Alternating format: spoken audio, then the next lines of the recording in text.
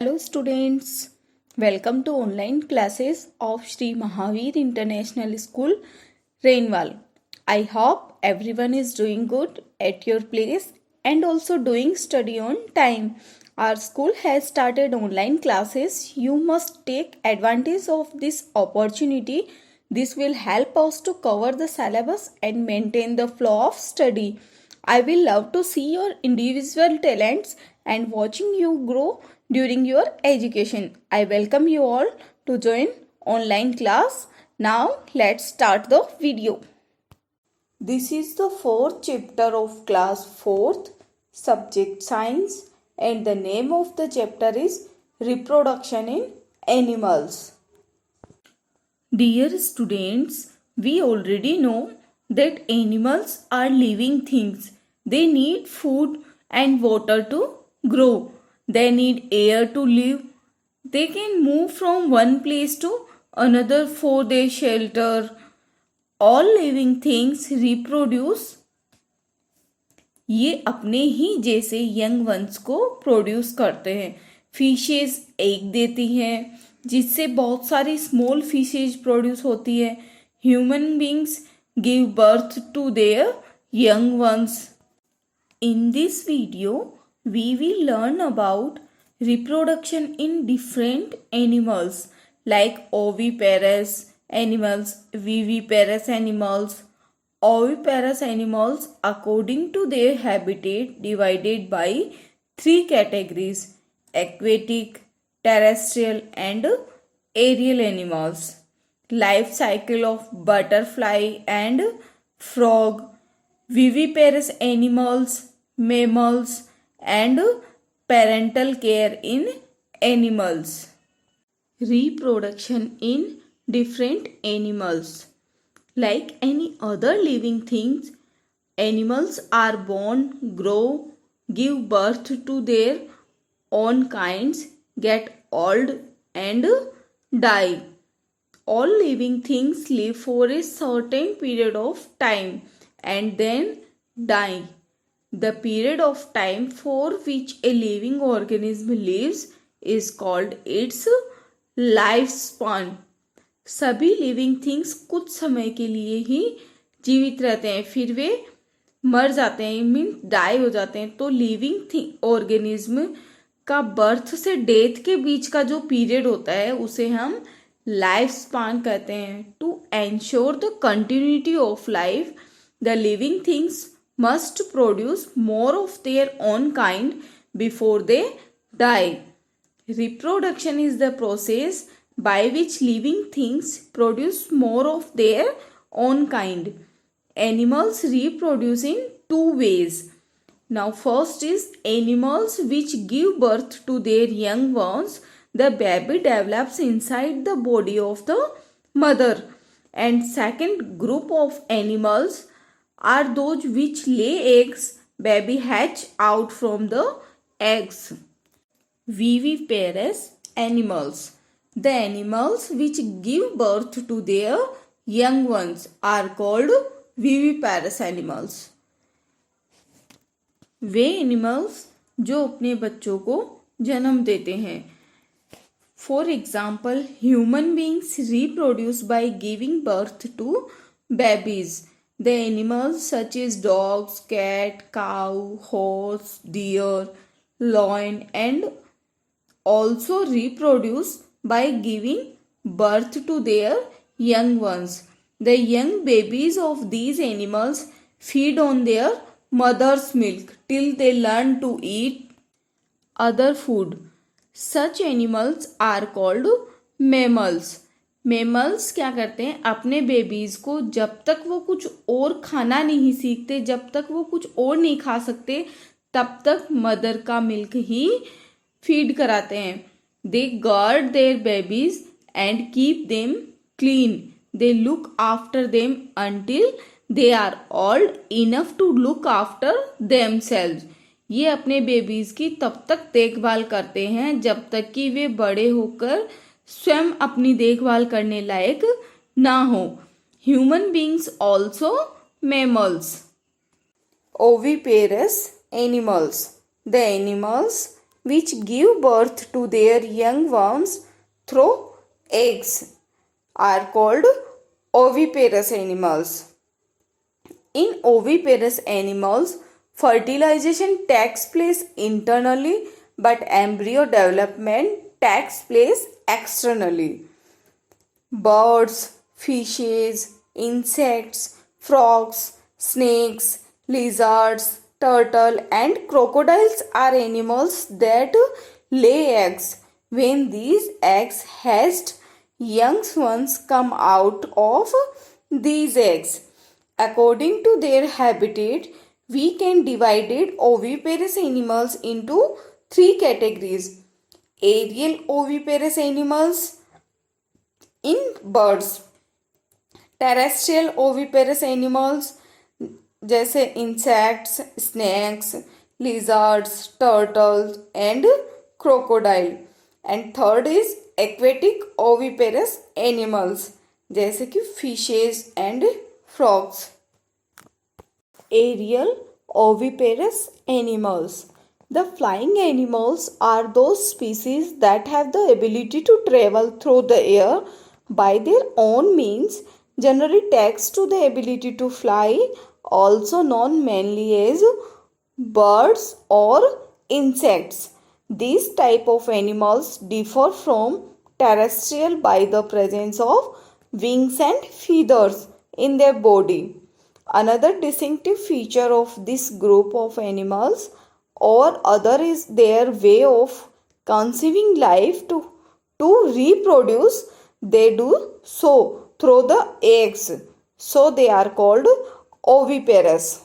इन animals में reproduction eggs के through होता है, इसीलिए इनको ओविपेरस कहते हैं. Birds. The birds such as hen, pigeon, sparrow, crow, parrot, duck and ostrich lay eggs. They bear their young ones in hard-shell eggs which after some time. Birds eggs देते हैं. इनके baby जो होते हैं वो एक हार्ड शेल मीन्स एग के बाहर का जो कवर होता है वो हार्ड होता है, उसमें इन बर्ड्स के बेबीज होते हैं जो कि कुछ टाइम के बाद एग से बाहर आते हैं.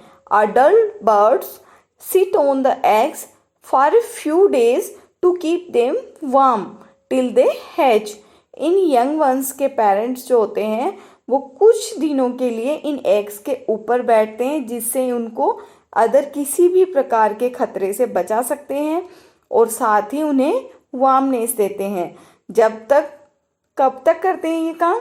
जब तक उनके बेबीज उन एग्स की शेल को हैच करके बाहर नहीं आते.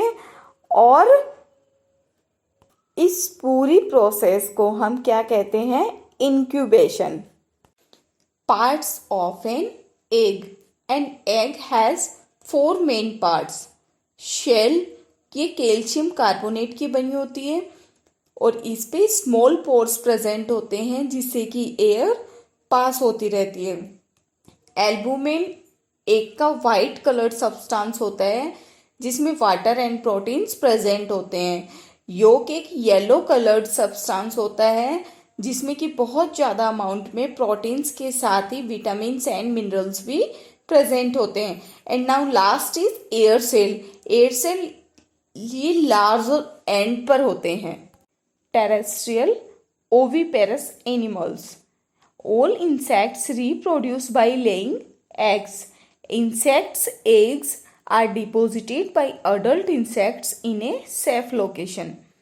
इंसेक्ट के एग जो होते हैं वो अडल्ट के द्वारा कोई सेफ लोकेशन पर डिपॉजिट कर दिए जाते हैं.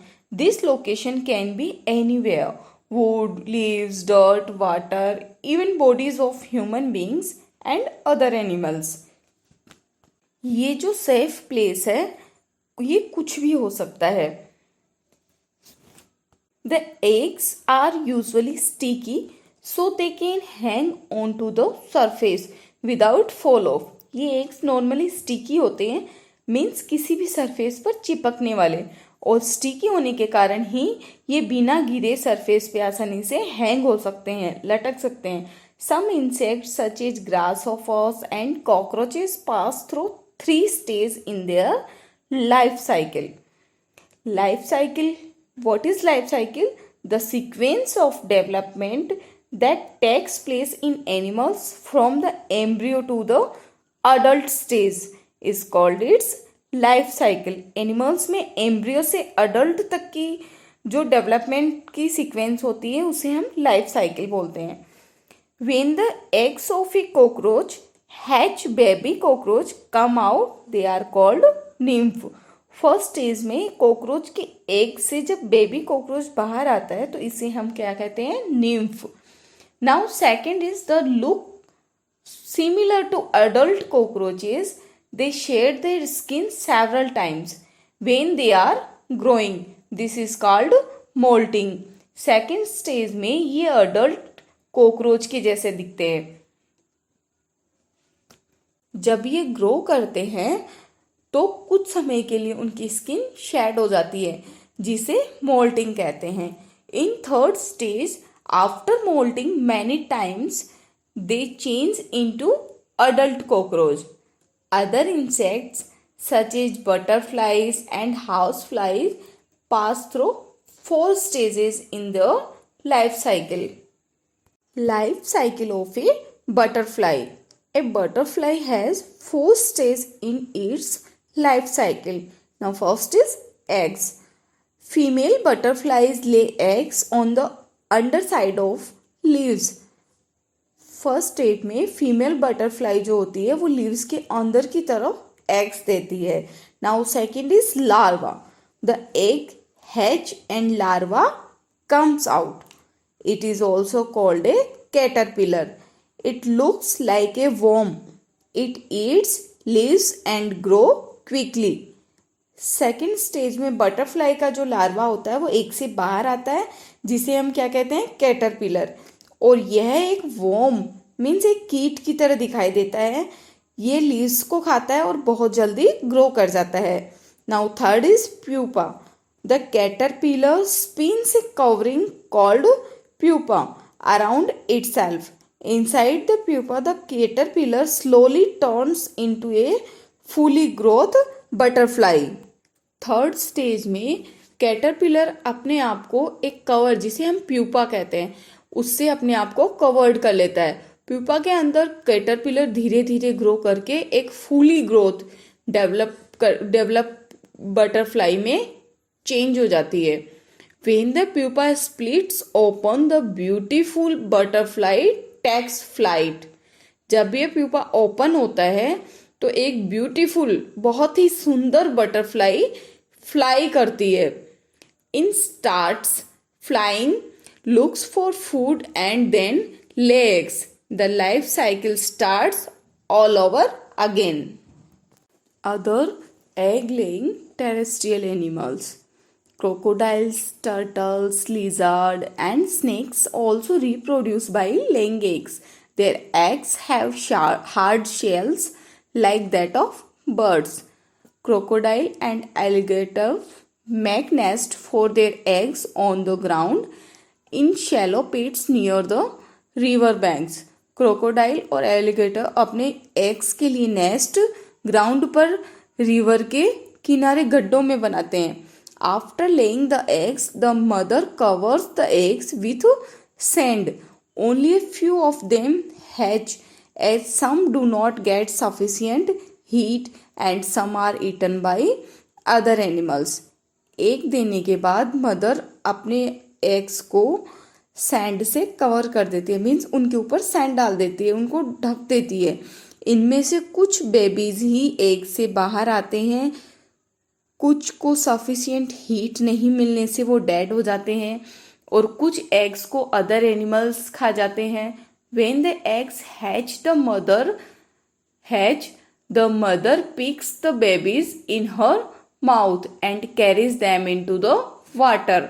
She guards them for several months.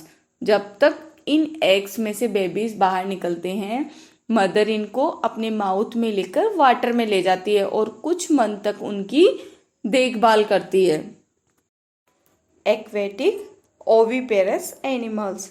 Aquatic animals live in water. Animals like fish and frog lay eggs in water. Aquatic animals water में रहते हैं और ये अपने एग्स भी वाटर में ही देते हैं. Now first is fish. Fish ले thousands of eggs at one time. Many fish lay eggs on the bottom of the water bodies or among water plants. Fishes एक बार में थाउजेंड्स के लगभग एग्स देती है. फिशेस वाटर बॉडी के bottom में ही एग्स देती है. Some fish have adhesive eggs and these eggs stick together in bunches. ये बंच के रूप में होते हैं. The young worms in the egg grow and hatch into very small fish called fries. Young ones जो होता है वो एग के अंदर ग्रो कर स्मॉल फिश के रूप में एग से बाहर आता है. इन स्मॉल फिशेस को हम फ्राइज कहते हैं. Not all fries grow into adult fish as most of them are eaten by other big fishes and aquatic animals. सभी जो फ्राइज होती है वो अडल्ट फिश के रूप में ग्रो नहीं कर पाती है क्योंकि उनमें से मोस्ट फ्राइज को वाटर में अदर जो बिग फिश होती है वो या एक्वेटिक एनिमल्स खा लेते हैं. Frogs. Frogs lay their eggs in water. A floating clump of eggs is called frog spawn. Life cycle of a frog. A jelly-like covering protects the egg. The egg slowly develops into an embryo. Organs and gills begin to form in the embryo. The yolk inside the eggs provide nutrients for growth.